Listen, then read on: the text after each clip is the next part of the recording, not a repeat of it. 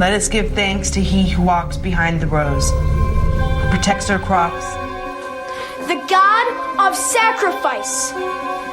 The God who walked on the face of the earth. He who walks behind the rows. He who walks behind the rows. He who walks behind the rows. God does speak to me in my dreams. And God has told me that it is now our time. Time to make sacrifice. Time to kill. Welcome to Now Playing's Children of the Corn retrospective series. It is written, a leader will come from the corn. Part of the Now Playing Stephen King movie review series. I offer this to he who walks behind the rows. Hosted by Stuart. This is my game. I've played it before and on better courts than yours. Jakob. They thought he had great spirit. And Arnie. Question me not, Malachi. I act according to his will. Join us at NowPlayingPodcast.com each week for a new movie review based on the works of Stephen King. I've read the book, and for the first time in my life, I know my purpose. This podcast will contain detailed plot spoilers and harsh language. Did your mother teach you how to talk like that? Only when your name came up. Listener discretion is advised. The time of judgment is now at hand. Let the harvest begin.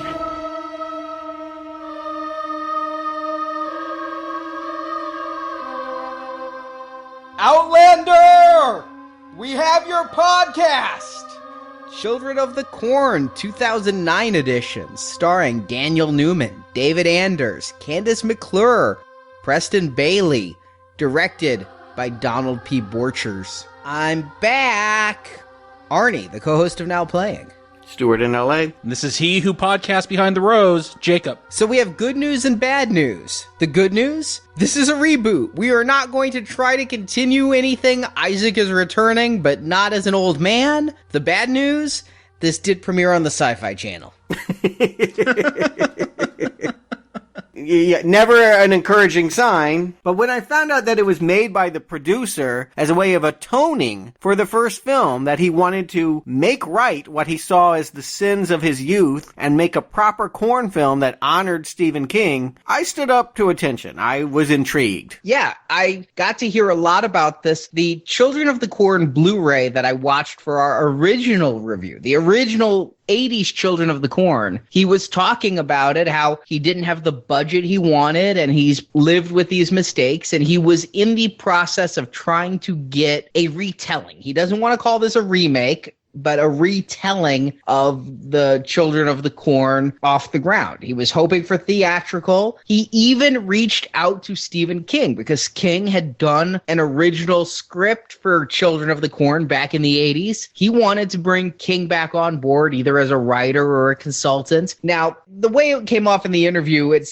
may sound harsher than it is, but King's lawyer responded and said King wants nothing to do with this or any other Children of the Corn project. See, he saw that part 7 too.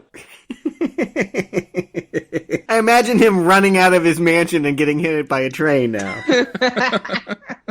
But this started with a pretty high aspiration. I mean, we say that it's sci-fi, but what this really is an Anchor Bay production, the people who brought us Silent Night. And, you know, when you're have a film and you're looking for distribution into theaters and it doesn't happen, and Sci-Fi offers to pick up the tab in order to premiere your movie there, well, that's not usually a good sign, as Necropolis can attest, but that is what happened here. Is they were hoping for theatrical. They ended up having a heavily edited for television version, and then a short time later, a DVD and Blu-ray release, which was unedited. This is my first time seeing it in the home video format, the home video cut. But I'm like you, Stuart. I had high hopes, and I was watching this live on Sci-Fi the night it aired. This could be the first film in which I actually give a green arrow. All the Children of the Corn films, yes, even that first quote-unquote classic, I think are bad films. They are red arrows to me. But I've had some fun. There has been some that have some merit to it. But going back, trying to honor Stephen King and restarting, this could work. I am forgetting the fact that it's Anchor Bay. I'm forgetting the fact that it's Sci-Fi Channel. And I'm just hoping that this man means it when he says that he made a mistake in his youth. He was a young producer, and now he knows how to fix it. There was potential to that first one. I gave it a kernel, and now we'll see if it can grow into a field. I'm shocked. I had no idea the story behind this. I didn't know it was the guy from the first one returning. I did know it was sci-fi, and that's always a warning sign. I'll preview. It's better than I would have thought for a sci-fi. Like, it didn't have those standard tropes that I would expect, so... No flying sharks and Tara Reid?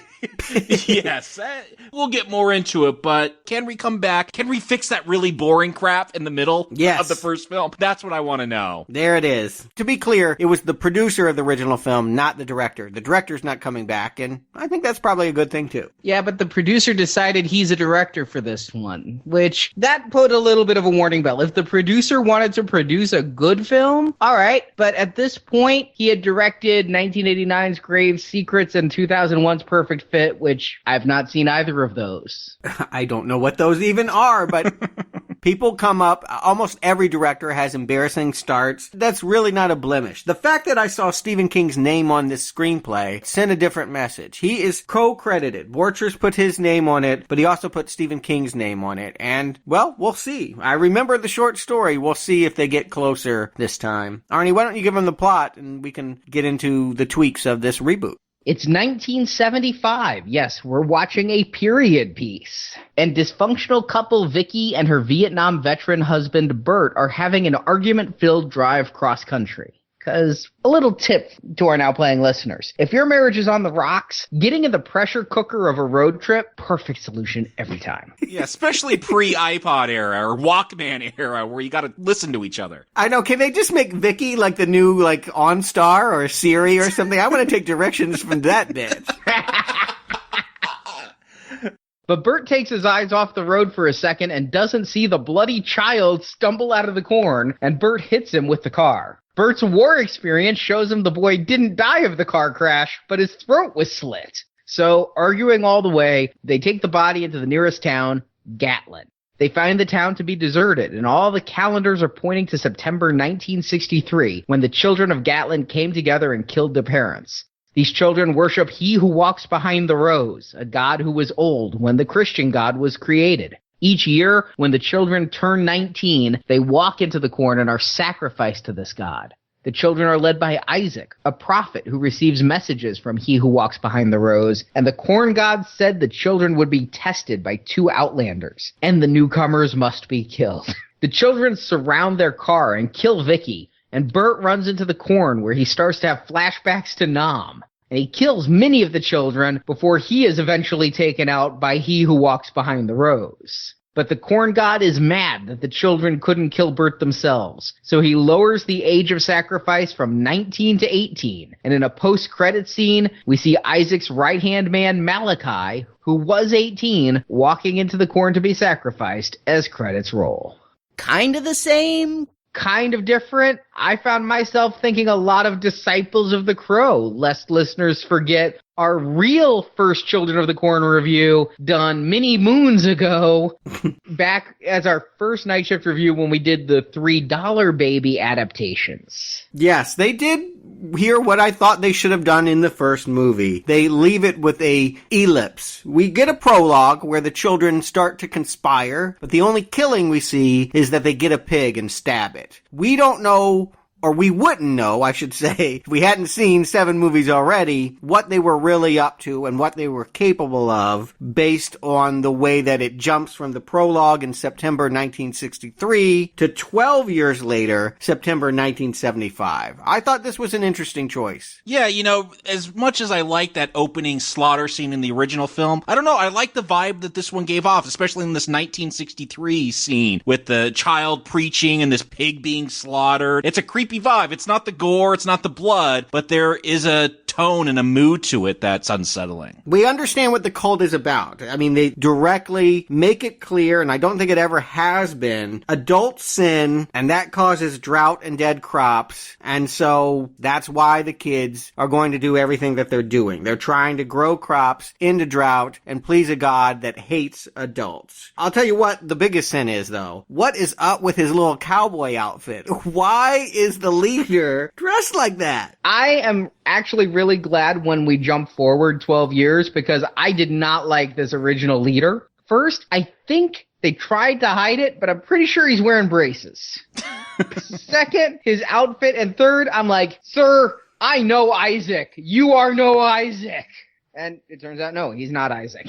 Whoever this kid is probably dead by the time we reach the bulk of the film. Well, do the math. If it's been 12 years, he probably is at least 6, right? So he would be being sacrificed this year if he's not dead already. Yeah, he would have recently perished if he had lived till the age that Hubie allows. And I thought maybe it was him coming out into the fields and into the road. I think that would have made sense if we saw this preacher as a teenager now with his throat slit trying to get away. But it's not him. They have 2 names for him, Joseph or Ahaz. Yes, they change his name when he becomes a betrayer. And I was thinking of the first one where we had the kid trying to run away and we got to see the backstory. Here, we're really following the Stephen King short story. I went back and reread it again after watching this movie. It is almost verbatim adapted to the screen here. The prologue is added, but this kid running out, the venom between Bert and Vicky in the car, some of the lines they say are line for line out of King's story. Some of them, not all of them. Not all of them. Some of them. This Bert and Vicky, man, and I'm going to put the blame on Vicky. I'm sorry. I'm not trying to be sexist, but whoever wrote this character, she is toxic. It is painful to have to listen to her and watch her in this film. I don't know what motivates her. I don't know why she's so pissed off at Bert, but she does not shut up the entire time she's on screen. Yeah, the problem is she's a hateful character, and we've had plenty of those. I mean, my God, I didn't think I could hate a wife more than I hated Connie in Maximum Overdrive. You know, Curtis! But yeah, the problem here is I don't know what she does like. She doesn't drive. She doesn't navigate. She doesn't like her husband. She doesn't want to be alone. She doesn't want to be polite. Honestly, what could satisfy her? I mean, she is the most shrill, miserable character I've ever confronted in a King work. And that's saying a lot because he's penned an awful lot of boorish, simpleton characters.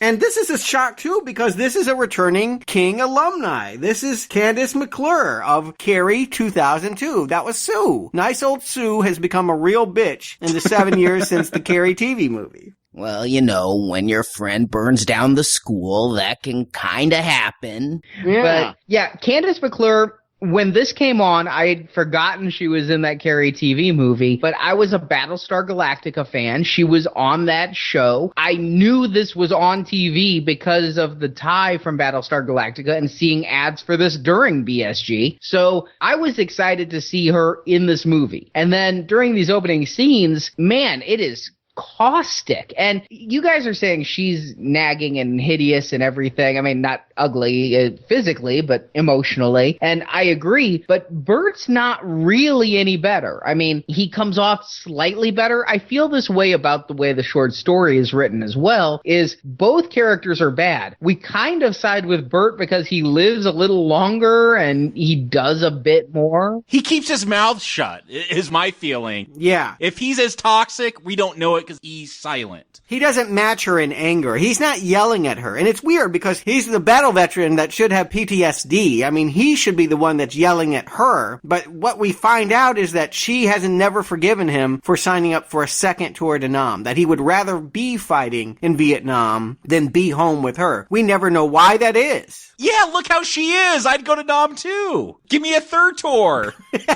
I think it might be more pleasurable. Yeah, no, seriously. At some point, she literally screams that he was over there cutting off gook tits to make moccasins. I mean, Mike, that's immediate grounds for divorce, right? Like, if you say that, like, the judge goes, okay, you're divorced, annulled, like, instantly. There's no need to do any paperwork. You are no longer legally married if you're going to accuse them of making tit moccasins. Of course, her worst sin comes, I can take them fighting in the car, and no matter what she says, sometimes you get angry, sometimes you say things you don't mean.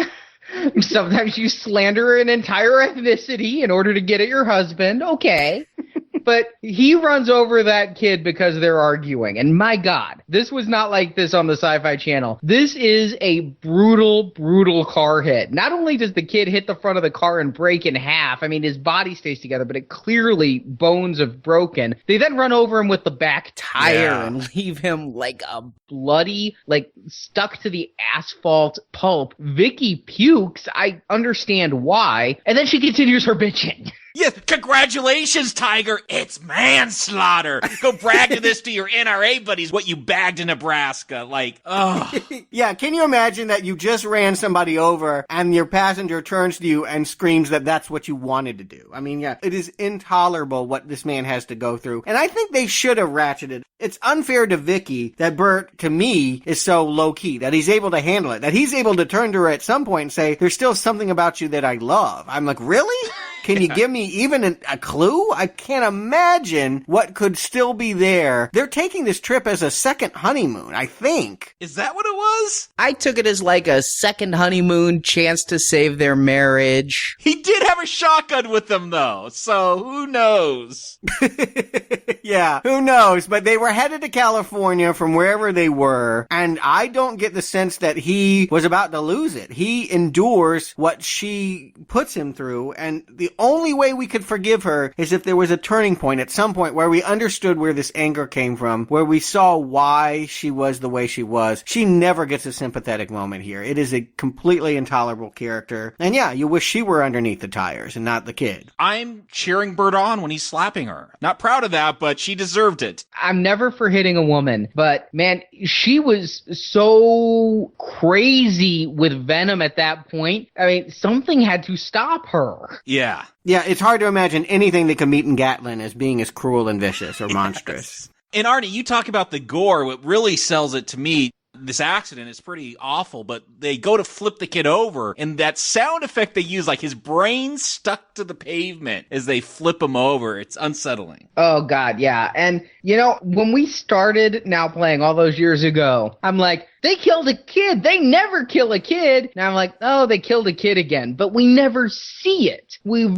so rarely see a child die. It always happens off screen. To see this the way we see this, it actually, because it's a child, impacted me even more. I mean, I understand it's a dummy in front of it, but this and the stickiness of his gore when they flip him, I was actually horrified. And for a horror film to do that in 10 minutes, hey, we're on a right track. Yeah, and you said something that I want to just underline here. This is the cut that is on the DVD. This is not what aired. If you saw it on TV in 2009, you didn't get all of what we got. Because, yeah, it's gory. It's impactful. This is a non-rated cut, independent of the television cut. Yeah, I would have remembered this. This was not on Sci-Fi. I also don't think that all of Vicky's venom was on Sci-Fi. I'm not sure if Gook Tits made it to air.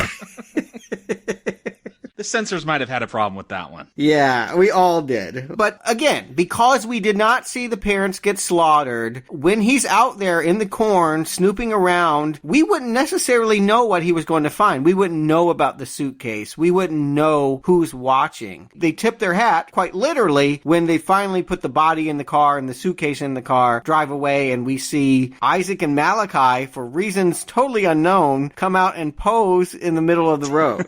Yeah, I mean, he goes into the corn, and I think that's a bad idea. I'm trying to watch this without knowledge of the short story, without knowledge of the first movie. I mean, I know who killed this kid, but if you didn't, if somehow you have never found that story and you don't know what is hiding in the corn, either way, this army guy sees someone with their throat slit, and he says, you only live 20 or 30 seconds that way. Okay, so the killer is really close by. And he's like, you get in the car, I'm going to go look. I see blood on them, their leaves. At least he takes a gun. That's the only thing I can give him. But I would be far more worried about the killer being within 30 seconds stumbling distance. And I don't remember the Nam aspect being a part of the short story, but I think it's helpful to give these characters a little bit of added something. That we'll find out Vicky hates evangelists, that she grew up in tent revivals and such and is just repulsed by them. We find out that whatever he did in Vietnam, it may have been involved killing children. He certainly knows about, slitting throats and injuries. I like the fact that these are damaged characters. I wish that they weren't so damaged, but I think it's different than when I think about Linda Hamilton and Peter Horton making cute in a hotel room and just kind of driving by on the way to going to his practice in Seattle. There's a more ominous quality by having these characters at each other's throats. And King did have Bert originally as a Vietnam vet. He was a medic in Vietnam, not necessarily an NRA buddy who would bag children in Nebraska. He was from Nam, so that's how he was able to identify the neck slit there as well. I didn't remember that, but okay, yeah. So the original movie took the doctor part, and this one took the Vietnam vet part. All right, well, I think the new movie got it right. I think it's better to have Bert and Vicky this way, although, like I said, dilute Vicky with about 80% water. This is way too much venom. Way. And again, you want to like her at some point. It's okay to hate her at first, but we'll never have a turning point. Yeah, I'm asking for her to die throughout the film. There's never a point where I feel sorry for her. You know, one of the things this film does improve on, though, it moves, at least here at the beginning. We get to the gas station, I'm like, oh, great. We're going to spend another 15 minutes at this gas station like that first film. Nope, they stop there, no one there, moving on. Yeah, I agree with that, and it's still slow. I don't want to give the impression that this is fast-paced. I don't feel it's slow at this point. There is a point where I feel it slows down, but not yet. The first half an hour after they hit that kid, they spend the next 20 minutes driving into town. Well, it takes Vicky 20 minutes to untie the knots on the suitcase to open it up. Yes, it does. And that's my problem, is we spend a whole lot of time they're still arguing. They're opening up the suitcase. They're finding some corn artifact. No, corn artifact. I mean, this is about as scary as annoying orange. Who did this? Who put the Sharpie face on the cob and said, oh, this is good enough? This is the first Clang that, as much as they've done right here, and almost every decision I'm like, yeah, this is better than the first one. When she opens that suitcase and we see the smiley face corn cob, it's not even a knife this time. It's just literally a crucifix with a face drawn on it, made out of corn. It undermines almost every bit of atmosphere they've created. And what's confusing is Vicky, well, she loses her shit over everything, but she loses her shit over and she's like, get it out, blasphemy. And I'm like, I don't understand this. If you don't believe in this stuff anymore, why are you flipping out over this corn crucifix? Yeah, exactly. She doesn't want to be alone, but she doesn't want to be with her husband. She doesn't believe in religion, but she's offended by this corn crucifix. She is a completely hateful, miserable character that will hate any predicament presented to her. All options end with vitriol. Now, I can't say that I had any problem with the crucifix corn. I mean, I didn't even see the Sharpie marks on it. I don't know what was there. It just looked like corn tied to sticks to me. I didn't know why she was freaking out about it necessarily, but it just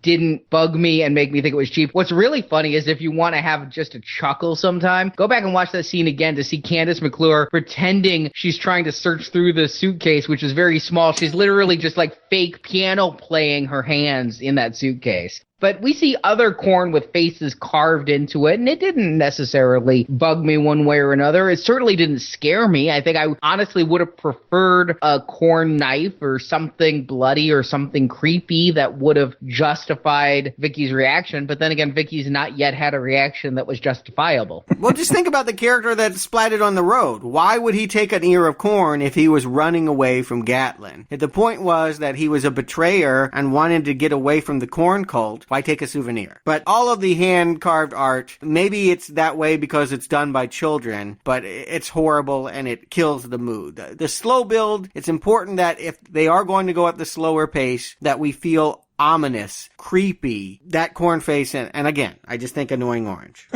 Never crossed my mind because it wasn't superimposed and smiling. But then we get introduced to the titular children. We had been spending all this time with Bert and Vicky, and the preacher kid, this one is Isaac, looked similar in the first far shot from the kid at the beginning, and he's wearing similar clothing. I'm like, does this kid not age? Is he magical? Then we get a close-up of this new Isaac, the actor. I'm like, oh, he needs braces. The other one had braces. Got it. They're different kids. Hey, I'm going to give credit to this kid. He memorizes a lot of lines for a 6-year-old and delivers them. But this is no Isaac.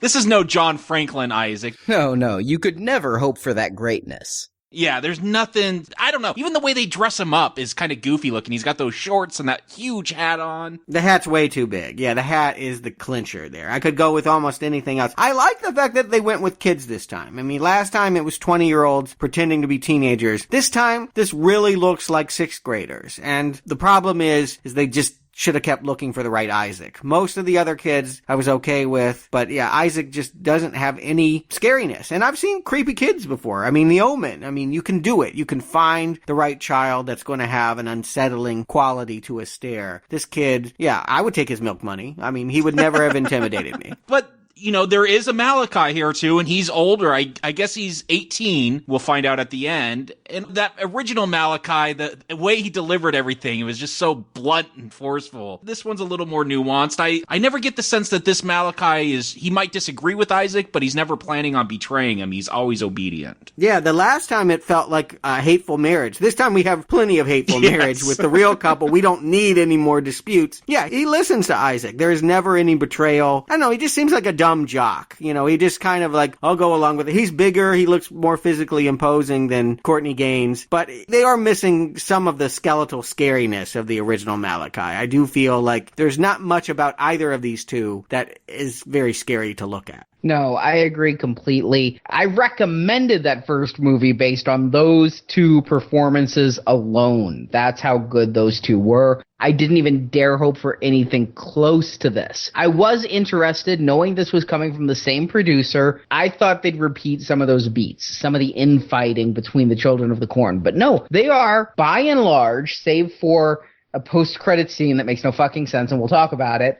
By and large, they are a unified force. This is a cult where there is no dissent. People do what Isaac says. There's one scene where Malachi appears to be questioning a little bit, but Isaac takes him to task for it, and by the end, they're praying together, and Malachi's back on track. I'm actually really glad, though, they didn't infight, because you're right, these kids look so weak. If they started to tear each other apart from the inside, then Vicky and Bert could have just driven right out of town. You know, and I like the fact that there is no Job and Sarah. There are no kids here that are the good kids. They're not selling out. I think that was the intent of the director, the producer, the writer. He was like, this time, I'm going to make the kids all scary. Well, I'm not sure that they're all scary, but they all are a force of evil. Nobody here is going to ride off into the sunset with Bert and Vicky. Yeah, I see how this could almost be scary. So Bert and Vicky, they get into Gatlin. Bert gets out of the car to go check out a church, and Vicky's left in that car. Isaac is standing on the roof of a building. He's doing, I don't know, sign language, hand gestures. Thumbs up, thumbs down. Yes. Yeah. That is scary. Like when those kids circle that car and then start beating the hell out of it. That's some good stuff. I don't know. Maybe with the right actor or better direction, those hand gestures would have come off better, but it was kind of silly. Jacob, I can't give this good action because I see those kids surround that car and I'm like, yeah, they're really going to do something here. Finally. Because we've gone pretty quick through this conversation. I would just like to clarify we're 50 minutes into the movie. And all they've done is drive around town and the kids have kind of stalked them a little bit. Which is on par for the original. But I just don't want the listeners to think the pace of our conversation denotes a fast pace of the film.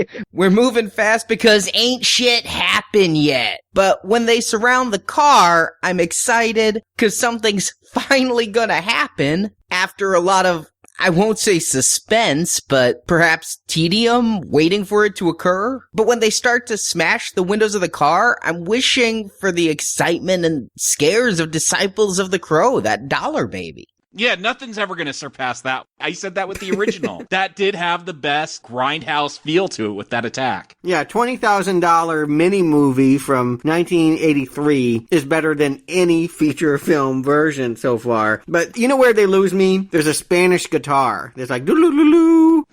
Yes, it's a Western. I thought it was a showdown. Was it a quick draw between Vicky and Malachi? It undercuts everything, because I think there has been tension. You say this is a slower pace, but keep in mind, Arnie, putting on the hat that we didn't know what happened, this is all being discovered. These moments are teaching us what happened to the townspeople, because we would not have known if this were our first time in the cornfield. Now, we have seen too many other ones. It's not a surprise to us. The secret is spoiled, but to a new viewer, I don't think these scenes would be boring, because reading the books in the church and wandering around through the restaurant, they're giving us new information each time. But they're doing so while still arguing. They're giving very little information on a per minute basis. I mean, when he goes into the restaurant, yes, we find out the town has been deserted since 63, but we already knew that from the opening scene. And he's only in the church starting to really discover about the purge at 19, which is when the car attacks. So we finally get our breakthrough when they break through the window. And Vicky, she's just sitting there through all this. There's a shotgun in the back seat. Well, she tries to use it. Yeah, she gets one of them. After they've broken through the entire car. Hey, she didn't hang out with Bert's NRA buddies. That wasn't the first thing she went to. She could have had some new corn moccasins here. She could have, and I think she would have, but she's just inexperienced with the gun. But she gets one kid in there, and I think it was supposed to be Malachi, but he moved out of the way and let his friend take the bullet here. It should be better than it is, but at this point, I'm still going to say, for all of its deficiencies, this is a better telling of the story than we got the last time. This director is succeeding in giving us a creepier, better paced experience. And I agree with you, Stuart. Arnie, I get what you're saying. I think if you're comparing this with that original, then yeah, maybe this does feel as slow, but this didn't feel as slow to me. This felt more of a brisk pace. Maybe because it was months and months ago that I saw that first film. That movie is so boring. Yeah, that original. I think you're just holding on to the fact that John Franklin and Courtney Gaines were creepy. And that one thing that they got right in that movie was that diner scene where people got their throats slit and it was really violent and shocking. You take that away from that original movie and it would be much more boring than this movie. Yeah, but sometimes I prefer a little bit of boring to caustic. I mean, I actually prefer the first movie's Bert and Vicky to this couple. You're not going to get any arguments there. I mean, what they do with Vicky is inexcusable here. It's just so over the top. It makes no sense. There's no justification. I was actually wondering, this is in the 70s. They're an interracial couple. I'm waiting, did Bert's racist grandma say something at Thanksgiving? I was wondering if there was something there that would play into why she is so awful to him. You bring up something that, it didn't occur to me, but it is interracial at a time where that would have been very provocative. I would have think that any couple that was trying to make it white and black would be having problems, but the problems are internal. It's not externally. It's not society telling them they shouldn't be together. They shouldn't be together because Vicky thinks that he's a war criminal and won't give him a second not to have that thrown back in his face. I don't know that there is any subtext to the fact that this is an interracial couple. I couldn't figure out any. No, there isn't, which is shocking. I thought they would play up to that. Yeah, I'm actually thinking it's just post-racial casting at this point. They didn't bring it up even once. They could have had the script and decided Candace McClure either was the right price or the best actress and went with that. As for subtext, the only thing I can get is this now is a very strong message that if your marriage is on the rocks, kids won't save it. So Bert comes out, he sees, I was actually wondering, we don't see them. We see Malachi make a gesture like he kills Vicky. We see the car blown up. Bert sees that. I'm wondering if they pulled Vicky out, if she's really left alive somewhere, if that's going to be the end climax reveal. They leave some mystery to it. We saw an axe swing, and what got Bert even out of the she was honking, and he was like, yeah, whatever, I'm not going out there. The honking didn't get him. I mean, she's honking the horn, he didn't come out. It was a shotgun that got him, and the explosion, that's what he's coming out to see here. We don't know whether she was inside the car. I read the original story, so I figured, if they're going for something more cynical, she's already dead. But they leave that to a certain level of suspense. For the rest of this movie, I guess we're waiting to see whether she's just captured captive somewhere and on a corn crucifix like Linda Hamilton, or whether she's chopped into little bits or smoldering in that remains of the wreckage. And I remembered how it was in the story, but the fact that we saw the child run over so brutally, and the fact that they kind of go back to the original Children of the Corn with that psycho kind of thing where we see the knife come down, but we don't see it hit the body. After what we've seen this movie do so far, that seemed far too tame. And so I thought for sure that she was going to come back. And she kind of does, but not alive. And they've also told us what's happened to the townspeople. It's worth pointing out, as he was running out of that church, he ran past a corpse. So if you were still wondering, hey, where are the adults? Are they in the cornfield? Are they all being kept prisoners somewhere? We know at this point that they have all been killed. Well, and there's a mannequin corpse in one of the department stores. Yeah, they're not even hiding that one. It's displaying the latest fashions, I think. Yeah. You know, Arnie, you're saying you're surprised. It's throwing you off because Vicky's death's not as brutal as that child's. And you're right, like right after this, Bert goes after the kids. He starts killing kids. He's fighting them. Now they're the older ones, but he's like snapping their necks, stabbing them as they attack him. Yeah, stabbing them in the fucking throat. I mean, this is where I realize we're not supposed to necessarily like him anyway, because he actually kind of goads them on. Admittedly, Isaac has a hell of a throwing arm. I mean, he probably left this film for Little Big League.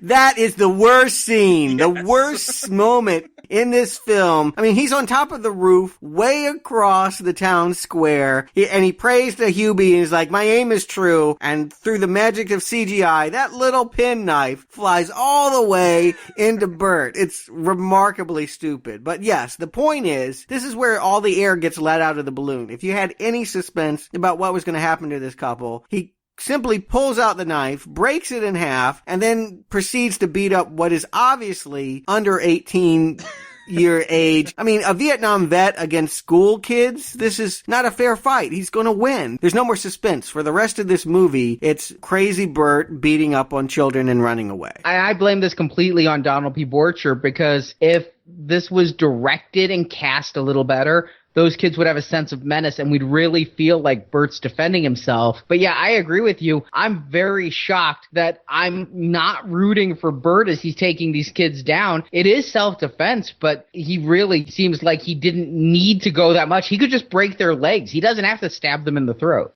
I mean, come on, this all of a sudden turns into this weird action film like, Bert, you better have more than kitchen knife, kiddies. You better have a flamethrower. I'm actually so thrown off by where this film goes. You're right, Arnie. Like, I should be sympathizing with Bert. I should be saying, rah, rah, rah, kill those under 18-year-old kids. Child murder, yes, that is the right thing in this situation, but I'm not. I actually was wondering if the twist of this story, this version, was going to be the Vietnam vet, like, murders an entire town of children, and he's held accountable for it. Like, the cops show up, and he's, like, there surrounded by dead children, but... Like, he goes Rambo, and we see the... Yes, goes full Rambo, and like it turns into one of those things like he's the falsely accused one. It was all self-defense, but it's such a horrific act that he committed, kind of like what you hear about what went on in Vietnam. I really thought that's where this might go because it takes such a strange twist, all of a sudden becoming almost an action film, and I'm not totally against these kids because they're casted so young. They haven't been written totally evil. And the only hit they get is that one knife he throws. If Bert looked like he was taking hits and he had no choice, it would be more heroic. We'd root for him more. Here, they can't touch him. They're outclassed. There's more of them than there are of him, so in theory, if they all had cutlery, he wouldn't be able to fight them off. But they go one at a time, and he can outrun them. He's got a long way to run. The next town is 71 miles away, and he's going to cut through the cornfield, and that's when I'm realizing, oh, well, this is a job for Hubie. But this is also where he relapses. I wonder if they thought about filming, or if they did film, actual footage of him in Vietnam, because I think we're meant to get what you guys are saying, that he did stuff over there. He killed children over there. The gook moccasins, he made them in children's sizes, too.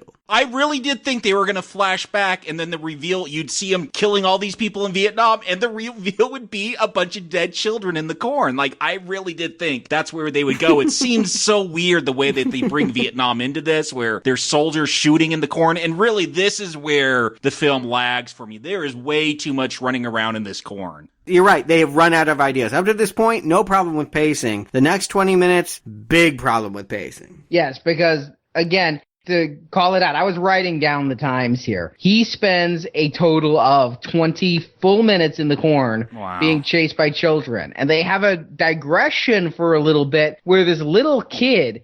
Now, I watched this scene twice, and maybe you guys can help me, because there was a lot of Bert running through a lot of corn, being chased by a lot of kids in Amish clothing. But there's this little wee one, like Sesame Street set. Nahum, he's got a list. Nahum there. I mean, he looks like he's about to sing All I Want for Christmas Is My Two Front Teeth.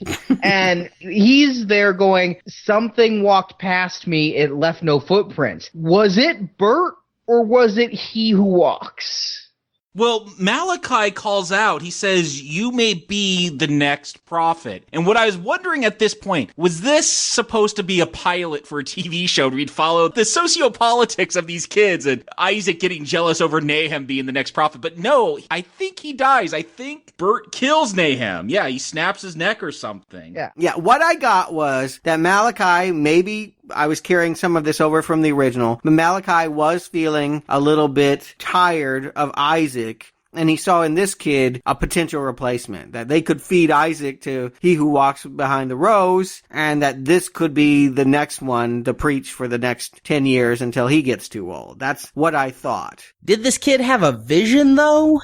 Is he truly the next prophet, or is it that he was close to Bert and Bert didn't kill him because he was so young? The only one with having visions is Bert. He's having hallucinations of his war buddies shooting, which is why Nahum's death is confusing, because when he's actually holding him and he's dying of a bullet wound. Is that what it was? It's a neck wound, but I don't know what it is. It could have been a knife. It could have been bullets. It is a bullet wound, and no one had any guns. We do see people firing because it's a hallucination. We see CGI bullets whizzing around. The hole is circular, and it's spurting. It was a puncture. He was shot. That is what we're to believe. He had nothing to shank him with. He did not break his neck. He was shot in the neck. And that is impossible. I don't know what we're to take out of that. I took it a totally different way because he had taken a knife from a previous kid. I thought he went into flashback mode and thought he was killing someone in Vietnam, one of the enemy combatants of Viet Cong. And then he came out of his flashback and realized he just stabbed this kid in the neck.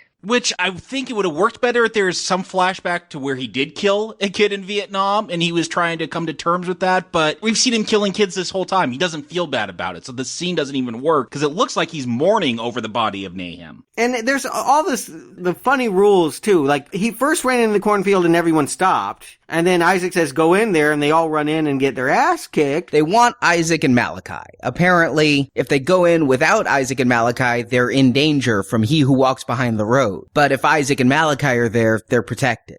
Okay, but Hubie only comes out at night. I mean, that's what they say. So I don't think Hubie is there during the day. And even at one point, okay, so there's this clearing in the middle of the corn where the blue man is on a cross. They're using an X instead of the traditional crucifix here. There's some people think that's what crucifixes are really like, or like the letter X. But he's on this crucifix. The kids come in there, and then it cuts to like a dinner scene. Like there's some weird editing here during this whole corn chase. The kids take a dinner break so they could eat corn. Yeah. It's what you said, Stuart. Nighttime, they can't be out there. I think the little kids, anyone who's not Isaac and maybe Malachi, is scared to go in the corn just because the corn is where people go to die. But they'll go if Isaac and Malachi are there. But at night, ain't nobody going in the corn and living. And so they all go, screw it, let's go eat. Yeah, but what's confusing is it shows them in that clearing in the corn, and I thought they were going to hang out there because it's getting dark, it's dusk. But no, this whole dinner gathering is somewhere else. It's very strange. And it had me go on a weird thought tangent where I'm like, so they literally just eat corn? That's the only thing they grow? Like, they have all this farm, like, it's just children of the carbs? They're like, that's not healthy. There are some fat kids in that group. They're eating more than corn. There's eggs. I saw eggs. And yeah, there was the one fat girl who they even had slap someone's hand who tried to take her plate. I mean,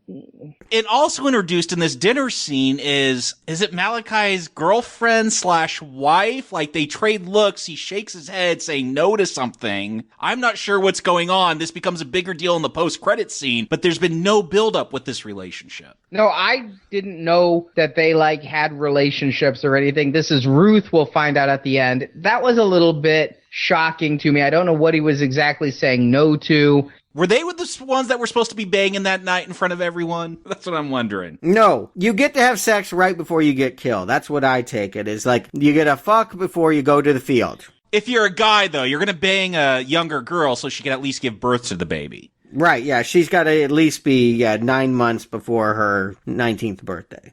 And they do it in front of everyone. And now something has made sense to me. Because even way back in the Disciples of the Crow, there's that line from the book about the defiler of the corn. Well, now I know how the corn's getting defiled. If you got a whole bunch of teenage boys watching two people have sex on an altar, well, they got to release that pressure somewhere. And there are some young kids watching that, and they are getting into it. Yeah, everyone's like it's Campbell's soup here. Yeah, some creative editing, because I really did believe, I mean, they give the impression that really, yeah, there's a 6-year-old sitting right next to, I mean, literally within an arm stretch of some, softcore Skinamax stuff going on here. Who could conceive of this as a TV movie? Yeah, this had to have been an R-rated vision that they had in their head that just, when they couldn't get theatrical distribution, got shuttled out in this way. This isn't hard R kind of stuff going on. Yeah, well, Sci-Fi isn't too afraid of doing close-up zooms of eyeballs and calling it a scene or just cutting entirely so they can fit in more commercials. Believe me, if this was on 2 hours of television, I only got to watch 82 minutes of this. So I don't even think I knew there was a sex scene in this. I was certainly surprised when there was a titty shot. I was even more surprised when it seems like Bert, somewhere out in the corn, has a climax at the same time they do. Yeah, that was, again, there's been several strange choices, but I'm not sure. I don't think they know what to do with Bert anymore. He's won, so all he's got to do is figure out how to navigate his way back to the road. Follow the stars. Now, Arnie, when we started off this Children of the Corn, you talked about a horrific event where you were lost in the corn and it was cutting you. Was it similar to what Bert was going through? He's trying to use the stars to navigate through there and he's getting cut on the cheek. I was thinking of you during this. That kind of was, yeah. I mean, I was much younger. I wasn't using the stars to navigate. And really, it was probably a much smaller cornfield encompassing maybe 4 city blocks. But all I had to do was just walk straight for like 5 minutes and I'd eventually have gotten out. But yeah, I got a few cuts. Now, no Evil Dead corn stalks wrapped around my wrists and ankles, but the cutting, the lost, yeah, that happens. And they took another one of my suggestions. I mean... Did you write to them?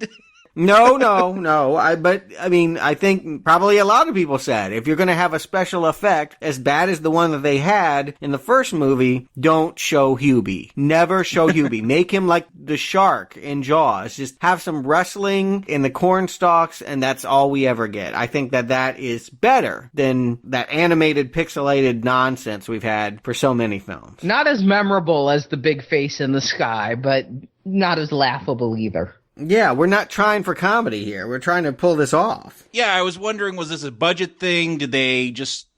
Were they smart? Did they take your suggestion, Stuart? Because I was surprised we never do get a big monster. Now we'll get Vicky. She returns, and she's, got corn coming out of her eyes and a demonic voice, but we don't get the bad, awful... pixelated, hand-painted on the cell monster here. Yeah, it wasn't pixelated. They didn't have pixels in 84, folks. It was hand-drawn. Well, here's what I would argue. You could actually read this movie like the kids were just crazy. There was no Hubie. There was nothing in the field. These were Bert's Vietnam psychosis that he saw here at the end. And this little boy had everyone else believing in a mythical monster that did not exist. I think that's the takeaway here. I think this is a parallel about believing crazy zealots and their crazy mythology. I think that we're supposed to think there's no Hubie in this movie because we never see him. Then I have 2 big questions. The first is what kills Bert? It's got to be Hubie. Yeah. No, he gets thrown out, and then we don't see his death. We see him at the very last second of this film before it cuts to credits, and they've turned him into a scarecrow, but I presume that was done by the children. No. The way it seems to me is, I didn't take it that way. I took it that, Hubie got him and crucified him. Yeah, and the kids say he who walks behind the rose was mad that he had to do it himself. So unless you're thinking that after he beat up all those kids in mass, that one of them skipped out on the orgy to attack him and succeeded in killing him, then it had to be Hubie. And second of all, at the age of 19, or now because he's pissed, he lowered it to 18, the kids walk behind the rows and die. What's killing them on their birthday if not Hubie? Maybe it's Malachi. Maybe, well, no, that guy was a betrayer. I was like, there, we saw a kid get his throat slashed. Maybe it was induced by the children. But no, he was running away, I guess, right? Yeah, I mean, in the end, this is based on a Stephen King story. And yes, you could try to read it that way, but I think the way Bert is taken out by a first-person camera movement, how there's that little sound, that little light, the fact that, while it could be a bit of a hallucination, but the corn stalks are attacking him, and the clouds are moving. He thought he was in Nam, for Christ's sake. I mean, I don't know. I'm not sold on this, but it occurred to me that you could see it this way, that there are multiple ways of looking at this corn, whereas last time it clearly was a monster that somehow wound up in their field. Yeah, I do think the biggest shock to me is that the kids did win, and I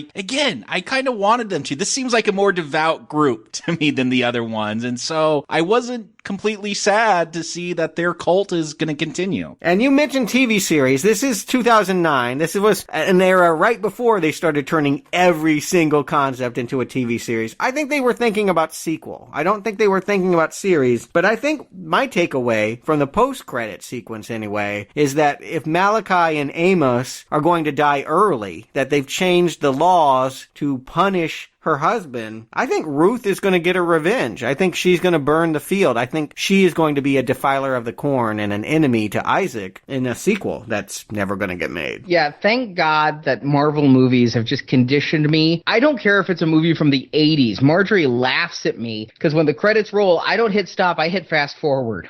And sure enough, there's a post-credit scene. When I thought I was out, they pulled me back in to watch Malachi walk to his death and Ruth try to convince him to rebel, and she does have a vision of burning the corn and smiling as he who walks behind the rows is burned up. Yeah, again, I wish their relationship was more played out in this film. It's so sudden. It's just tacked on to the end of the film. It felt as out of place as if I had a bonus feature of which there were none, and this was under deleted scenes. That's as much sense as it made. We've got one more film in this franchise, and my guess is it does not take up any of these strands. It is not a sequel to this reboot. That we're never going to get answers here, right? That's my guess as well. It's called Genesis. Ooh, a prequel. Maybe, or maybe it has about as much to do with the beginnings of the Bible as Revelation had to do with the end. Yeah, or any of these things. It probably will have nothing. We'll be lucky if we get an ear of corn, right? I mean, who knows? It could be anything. Well, what are you going to give this movie? A husk, a kernel, a pat of butter, or maybe a full ear? Jacob Stuart, do you recommend the remake of Children of the Corn? Jacob. I'm glad to say this is an improvement. We were on a sharp decline with those last few Corn films. This is an improvement. You know, I put it up there with the original. This one still got problems. I don't know which one I'd prefer more. That original has some more iconic imagery and acting. This one is way better paced until you get to the end, and then it becomes nonsensical. And that Vicky, man, that just the writing and the choices they took there, it's painful to watch. Just her vomit hatred throughout this entire film until she dies. But it moves quicker than the original, so it's still not a recommend to me because the ending does lose sight. I'm willing to go with it until Bert starts running through the corn and having Vietnam flashbacks, and it lags, and I don't know. We don't get a lot of answers. It seems like they're just wrapping up production at that point. And what is Hubie? We don't know. What is the future of Malachi and Ruth? We don't know. It's just so abrupt. But improvement over those last few that we've watched. I rank it up there with the original. I'd probably put this one a little bit ahead of it just because it is better paced, though it still has lagging problems. So we cannot recommend. Stuart. Yeah, this is not a Green Arrow by the definition I give good movies a Green Arrow, but it is a kernel. There's something here that's right. There's several things that are right. They've improved several things about the original. They tease the mystery better. They make all the kids evil. And we never see Hubie. There's a better pace to the first hour, but they make huge mistakes. And the mistakes they make are some of the worst of this entire franchise. I mean, from throwing the knife off the roof and, Vicky. I mean, just Vicky alone is enough to send any movie into Red Arrow territory. An anticlimactic ending. I mean, really, they don't have a good ending for this movie. And so they just keep dragging it out for 20 minutes. I'm actually going to say the original is slightly better, but neither is a good movie. I wish I could combine them. I wish there was a way to merge the best of both versions, and I think you would actually get a mild Green Arrow, but as it is, this is only a kernel. We have yet to find an actual good Children of the Corn movie, but thankfully there's only one more to go. This is clearly the second best Children of the Corn film to me.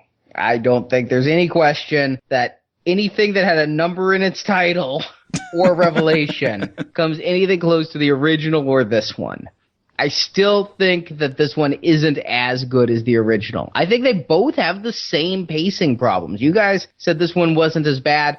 I thought they both really dragged. This one drags into a slightly different place. I mean, that one dragged forever once they got to the town. This one, it's dragging some getting to the town and dragging more in the town. Is that an improvement? To me, it's a wash. So the question is, I actually gave that first one a Green Arrow. Is this one a recommend? It also has going for it that it is true to King's original short story. It is almost the closest adaptation I can imagine. But much like Graveyard Shift and so many others of these adaptations, when you take a short story and stretch it out to 90 minutes, that becomes painful. The closer you keep to the original story, the less you add in, the more you just are elongating a scene to 5 minutes that should have been 2. Is this a recommend? I can't recommend this. I think I've come so close because even though we've reviewed some really great films over the past couple of months, right now I'm in Corn mindset. I'm walking behind the rows and looking at the lost crops of 2 through 7. And compared to them, yes, it's a recommend, but I just can't live with having a Green Arrow next to this movie with my name on it. It's a weak not recommend. There's stuff here to like, but it's just not an enjoyable viewing experience. No, it's certainly not. I'm at least thankful that, yes, I'm watching something that's not appallingly stupid like the last couple. I mean, I barely remember them, but God, those last couple sequels were so awful. All that I ask from this last one is that we don't go back to 666 and Revelations. Please be better than those. My hopes are exceptionally low, as this came out around the same time as the only Hellraiser film without Doug Bradley. Wait, there's no C-lister in here you're rooting for? There's nothing in here I'm rooting for. If it's not the worst Children of the Corn film, it's a success to me. Well, good. I'm glad you're not filling me with false hope. As much as I've applauded your ability to resist logic sometimes and can't wait for next week, I can't wait for 2 weeks where we can talk about something that I think our listeners actually want to hear about. Yeah, I really try. I try to be the now playing optimist because of the three of us, I'm the one who enjoys schlock horror the most. I look for those kernels and water them and put them in my window for sunlight until they can grow to be green arrows. I try so hard to go into the next movie with a big expectation or at least an open mind. But Children of the Corn Genesis, I don't know how many people have seen Hellraiser Revelations. I tried to just boycott it for so long. I finally broke down and watched it free on Netflix streaming, and I want my time back desperately. And this came out. They relaunched the Dimension Extreme title. Dimension had kind of been in a weird place. It closed for a while, and then it ended up going with the Weinsteins to the Weinstein Company. Disney, surprisingly, didn't want to do this stuff. They want every other franchise. Give us, Marvel, absolutely. All of this stuff. Wait, this? You can have the guy with the spikes in his head. Yeah, take your corn. So they had gotten away, especially from the Dimension Extreme label that's supposed to mean bloodier, gorier. Man, if it's anything like that Hellraiser film, we're in for hell. It'll tear our soul apart. But, Arnie, one day I think we're actually going to do Hellraiser franchise, so I guess we'll all give that movie's day in court. You're not done with it, unfortunately. I know, but I'm just crossing my fingers. I was at a horror con just couple weeks ago. They were talking about a remake. We have a hope that isn't the last Hellraiser film, because it would tear my soul apart to end on that note. Yeah, agreed. But, let's not end this podcast talking about Genesis. Let's remind folks that this Friday, we're also doing other films. Yes, other films. Leprechaun films, but other films.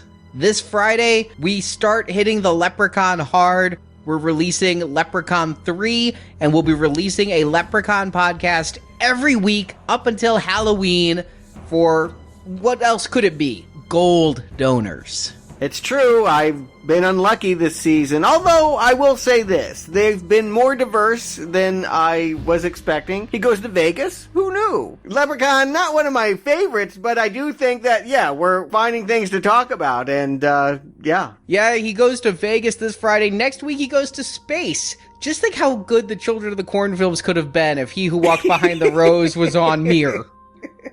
I would get excited for that, I'll be honest. Anything, get us out of these cornrows and get us somewhere else. Yes, the debate about which series is worse will rage on for weeks until Halloween. And you can get all 7 podcasts for a donation of $15 or more between now and December 31st. You'll get the first 2 podcasts almost immediately, and then 1 per week for the rest of the Halloween season. And then after that, for silver level donors, we have the Lord of the Rings films. There's some ghosts in there and killers and some scary things. They're kind of horror, right? Well, they're done by Peter Jackson, who comes from horror. So, I think we did discuss that if you're a horror fan, you might find things to your liking in his vision. We're leading up to The Hobbit, Battle of the Five Armies. You can get that for a silver donation of $15 or more. Or if you want both and do a platinum level donation of $30 or more, you get all those 13 podcasts, but 13's an unlucky number, so we're going to throw in 3 bonus podcasts. But wait, there's more. There's Hobbit animated films. That's right. If you act now, Bob, you can get all 16 podcasts for the low donation of $30. Will it get the stains of Leprechaun out of my brain? Well, you can find that out this Friday. So, Stuart, Jacob, thank you for joining me, and we'll be back next week, Malachi. We'll be back next week.